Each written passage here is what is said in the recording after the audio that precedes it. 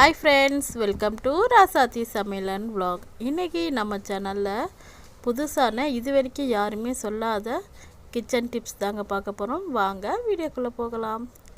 நிறைய பேருக்கு பார்த்திங்கன்னா ஆட்டோட குடல் க்ளீன் பண்ணுறது ரொம்பவே கஷ்டமாக இருக்கும். அந்த குடலை எப்படி நம்ம ஈஸியாக க்ளீன் பண்ணலாம் அப்படின்னு சொல்லிட்டு தான் இப்போ நாங்கள் உங்களுக்கு காட்ட போகிறோம். ஃபர்ஸ்ட்டு பார்த்திங்கன்னா இந்த மாதிரி ஆட்டோட குடலும் இருக்கும், அதோட பையும் இந்த மாதிரி தான் இருக்கும். ஆனால் நிறைய ஹோட்டலுங்களையோ இல்லை வீட்டுங்களையோ பார்த்திங்கன்னா இதை அப்படியே தான் நறுக்கி போட்டுருவாங்க. இந்த மேல் தோலை அழகாக நம்ம ரிமூவ் பண்ணிடலாம். அதுக்கு பார்த்திங்கன்னா இந்த மாதிரி பன்னீர் சுண்ணாம்பு அப்படின்னு சொல்லிட்டு இருக்கும். இது நார்மல் சுண்ணாம்பு கிடையாதுங்க, பன்னீர் சுண்ணாம்புன்னு சொல்லுவாங்க. இது நார்மல் கடைங்கள்லேயே கிடைக்கும்.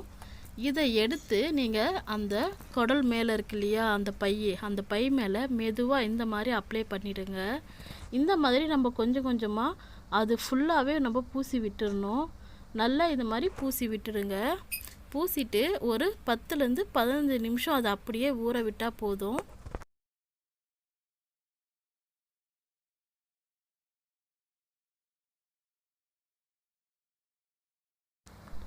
இப்போ பார்த்தீங்கன்னா உங்களுக்கு நல்லாவே தெரியும், நம்ம பன்னீர் சுண்ணாம்பு எல்லா இடத்துலையுமே பூசியாச்சு. பூசும் போதே பார்த்திங்கன்னா அது மேலே இருந்துலாம் நல்லா கழண்டு வந்திருக்கும். இப்போ நீங்கள் நார்மல் கத்தி இல்லை பிளாஸ்டிக்கில் ஏதாவது ஒன்று வச்சு இந்த மாதிரி நம்ம தள்ளுனாலே போதுங்க. மேலே வச்சு நம்ம எதனா காய்கறி க்ளீன் பண்ணுவோம் இல்லையா, அந்த மாதிரி இது தள்ளினாலே அது மேலே இருக்கிற மொத்த தோலுமே அது கழண்டு வந்துடும். உங்களுக்கு பார்க்க நல்லா க்ளீனாக நீட்டாக வந்துடுங்க. இந்த மாதிரி குடலில் நீங்கள் க்ளீன் பண்ணிட்டு வச்சிங்கன்னா உங்களுக்கு பார்க்குறதுக்கு குடல் குழம்பு நல்லா வெள்ளையாகவே இருக்கும். நிறைய வீட்டுங்களில் செய்யும்போது இல்லை ஹோட்டலுங்களாம் இருக்கிறத பார்த்தீங்கன்னா அந்த மேலே இருக்கிற அந்த காஃபி கலரில் இருக்கிறது அப்படியே தான் இருக்கும். இப்போ பார்த்தீங்கன்னா உங்களுக்கு நல்லா டிஃப்ரெண்ட் தெரியும். இதுக்கு முன்னே மேலே எப்படி இருந்துச்சு, இப்போ பாருங்கள் எந்த அளவுக்கு நல்லா வெள்ளையாக வந்துருச்சுன்னு சொல்லிட்டு. இந்த மாதிரி செஞ்சோம்னா நம்ம யார் வேணாலுமே சாப்பிட்லாங்க. அதை க்ளீன் பண்ணாமல் செய்கிறதுனால பார்த்திங்கன்னா நிறைய பேருக்கு குடல் பிடிக்காது. இந்த மாதிரி நீங்கள் நல்லா க்ளீன் பண்ணிவிட்டு நம்ம செஞ்சோன்னா நம்மளுக்கு குடல் குழம்பு ரொம்பவே சூப்பராக இருக்கும். நினச்ச நேரம் இனி நீங்கள் செஞ்சு சாப்பிடலாம். இந்த டிப்ஸை மட்டும் நீங்கள் ஃபாலோ பண்ணி பாருங்கள். குடலை இனி யார் வேணால் ஈஸியாக க்ளீன் பண்ணிடலாம். இந்த மாதிரி நல்லா க்ளீன் பண்ணதுக்கு அடுத்து என்ன பண்ணலான்னு பார்த்தீங்கன்னா, நல்லா கொதிக்க சுடுதண்ணி எடுத்து வச்சுக்கோங்க. அதுக்குள்ளே நம்ம க்ளீன் பண்ணி வச்சுருக்க குடலையும் அதோட மேலே இருக்கிற அந்த பையையும் சேர்த்து நீங்கள் சுடுதண்ணியில் சேர்த்துட்டா போதும். அடுத்து எல்லாமே நல்லா க்ளீன் ஆகிடும். நான் பார்த்தீங்கன்னா அதில் கொஞ்சமாக மஞ்சத்தூள் சேர்த்துருக்கேன். நம்ம பன்னீர் சுண்ணாம்பு சேர்த்தனால தான் மஞ்சத்தூள் இந்த அளவுக்கு கொஞ்சம் கலராக இருக்குது. இப்போ பார்த்திங்கன்னா நம்ம ஈஸியாக போட்டியை க்ளீன் பண்ணியாச்சு. இனிமேல் யார் வேணாலும் ஈஸியாக ஆட்டோட குடலை நம்ம க்ளீன் பண்ணிடலாம்.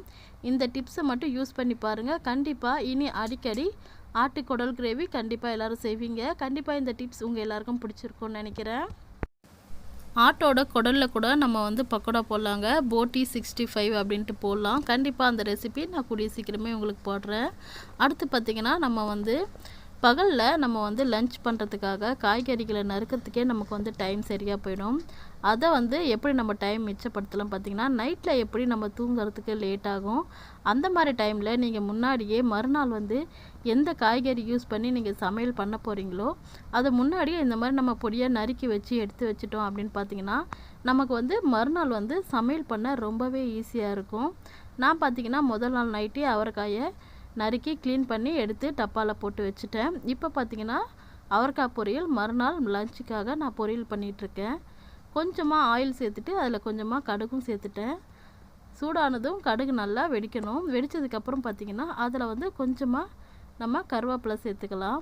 கருவேப்பிலை சேர்த்துட்டு அதுவும் பொரிஞ்சதும் நம்ம க்ளீன் பண்ணி நறுக்கி எடுத்து வச்சுருந்த அவரைக்காவை திரும்பவும் ஒரு வாட்டி தண்ணியில் போட்டு அலசி இதில் கூடவே சேர்த்துக்கலாம். சேர்த்துட்டு இதை நல்லா வதக்கி விட்டுருங்க. அது வதங்கும் போதே பார்த்திங்கன்னா கூடவே கொஞ்சமாக மஞ்சத்தூள், காரத்துக்கு தகுந்தா போல் நீங்கள் பச்சை மிளகாயும் சேர்த்துக்கலாம். நான் பார்த்திங்கன்னா பச்சை மிளகா தான் ஒரு 3 பச்சை மிளகா கட் பண்ணி சேர்த்துருக்கேன். இப்போ பார்த்திங்கன்னா அவரைக்காய் நல்லா குக் ஆயிடுச்சு. கடைசியாக பார்த்திங்கன்னா அதில் நான் கொஞ்சமாக தேங்காயும் சீரகமும் சேர்த்து அரைச்சி சேர்த்துருக்கேன். இது பார்த்திங்கன்னா அவியல் மாதிரி செஞ்சிடலாம். நீங்கள் பொரியல் செஞ்சிங்கன்னா எண்ணெய் அதிகமாகும். இந்த மாதிரி நம்ம அவியல் செஞ்சிட்டோம்னா எண்ணெய் அந்தளவுக்கு தேவைப்படாது. இது பார்த்திங்கன்னா நம்ம நைட்டே காய்கறி க்ளீன் பண்ணி நறுக்கி வச்சுறதால ஈஸியாக நம்ம 10 நிமிஷத்தில் பொரியல் பண்ணியாச்சு. அடுத்து பார்த்திங்கன்னா அன்றைக்கி லஞ்சுக்கு சாம்பாரும் வச்சுருந்தோம், வெண்டைக்காய் சாம்பார். அதுவும் பார்த்திங்கன்னா கூடவே ரெடி ஆகிடுச்சு. அவ்வளோதாங்க. நம்ம எந்த ரெசிபி பண்ணுறதா இருந்தாலும் அதுக்கு முதல் நாளே நம்ம காய்கறி எல்லாம் க்ளீன் பண்ணி எடுத்து வச்சுட்டோன்னு பார்த்திங்கன்னா அன்றைக்கி லஞ்ச் வந்து நம்ம அரை மணி நேரத்துக்குள்ளே சட்டுன்னு செஞ்சு முடிச்சிடலாம். இப்போ நம்ம அடுத்து என்ன பார்க்க போகிறோம்னு பார்த்திங்கன்னா ஹோட்டல் ஸ்டைல் ஒயிட் கலர் தேங்காய் சட்னி தாங்க நம்ம பார்க்க போகிறோம். வாங்க அந்த ஒயிட் கலர் தேங்காய் சட்னி எப்படி செய்யுதுன்னு சொல்லிட்டு பார்க்கலாம். அதுக்கு வந்து பார்த்திங்கன்னா ஃபஸ்ட்டு வந்து நான் வந்து ஒரு அரை மூடி அளவுக்கு தேங்காய் எடுத்திருக்கேன். உங்கள் வீட்டில் இருக்கிற ஆட்கள் பொறுத்து நீங்கள் எந்த அளவுக்கு தேங்காய் வேணுமோ அந்த அளவில் எடுத்துக்கோங்க. நான் வந்து இப்போ அரை மூடி தேங்காய் எடுத்திருக்கேன். தேங்காய்க்கு பின்னாடி இருக்கும் இல்லையா அந்த சன்னமான ஓடு, அந்த ஓடோட கலர் பார்த்திங்கன்னா மெரூன் கலர் இருக்கிறனால தான் நமக்கு வந்து சட்னி அரைக்கும் போது கொஞ்சம் கலர் ஆகிடும். அடுத்து பார்த்திங்கன்னா நம்ம வந்து உடச்ச கடலை அதிகமாக சேர்க்கறனாலையும் உங்களுக்கு வந்து அந்த மாதிரி தேங்காய் சட்னி ஒயிட்டாக வராமல் கொஞ்சம் கலராக மாறிடும். இந்த மாதிரி தேங்காயை நல்லா கீறி எடுத்துக்கோங்க. இந்த மாதிரி ஒயிட் கலரில் தான் இருக்கணும். அடுத்து பார்த்திங்கன்னா பச்சை மிளகா கூட அதிகமாக சேர்க்கக்கூடாதுங்க. பச்சை மிளகா அதிகமாக நம்ம சேர்க்கறதாலையும் சட்னியோட கலர் மாறிடும். அடுத்து பார்த்திங்கன்னா கொஞ்சமாக இஞ்சி எடுத்துக்கலாம். ஹோட்டல் ஸ்டைலில் வைக்கிற சட்னிக்கெல்லாம் பார்த்திங்கன்னா இஞ்சி கண்டிப்பாக சேர்ப்பாங்க. அப்போ தான் அந்த டேஸ்ட்டு நல்லாயிருக்கும். உடச்சக்கல்லை பார்த்திங்கன்னா வந்து வெறும் 2 டீஸ்பூன் அளவு தான் எடுத்திருக்கேன். இந்த மெத்தடில் நீங்கள் யூஸ் பண்ணி இப்போ நம்ம தேங்காய் சட்னி அரைச்சிட்டு வந்துடலாம்.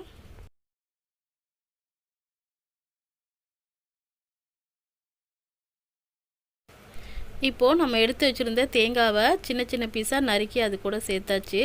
சேர்த்துட்டு பச்சை மிளகாய் இஞ்சியும் சேர்த்து நல்லா கொரகொரப்பாக அரைச்சிட்டு வந்தாச்சு. இப்போது எடுத்து வச்சுருந்த அந்த பொட்டுக்கடலையும் அது கூடயே சேர்த்து கொஞ்சமாக தண்ணி சேர்த்து நல்லா நைஸாக அரைச்சிட்டு வந்தாச்சு. இப்போ பார்த்திங்கன்னா நம்ம ஹோட்டல் ஸ்டைல் ஒயிட் கலர் தேங்காய் சட்னி ரெடி ஆகிடுச்சுங்க. அவ்வளோதான். இது கூட வந்து இப்போ நம்ம கொஞ்சமாக தாளிப்பு கொடுத்துடலாம். கொஞ்சமாக கரண்டியில் எண்ணெய் சேர்த்துட்டு அரை டீஸ்பூன் அளவுக்கு கடுகு கருவேப்பிலை சேர்த்து தாளிச்சாச்சு. அவ்வளோதாங்க. நம்மளோட ஹோட்டல் ஸ்டைல் ஒயிட் கலர் தேங்காய் சட்னி ரெடி ஆயிடுச்சு.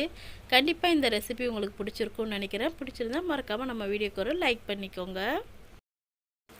இப்போ நம்ம அடுத்தது என்ன பார்க்க போகிறோம்னு பார்த்தீங்கன்னா ரொம்பவே சூப்பரான வெயிலுக்கு குளிர்ச்சியான நம்ம வந்து நுங்கு மில்க் ஷேக் தாங்க பார்க்க போகிறோம். வாங்க அதை எப்படி செய்கிறதுன்னு சொல்லிட்டு பார்க்கலாம்.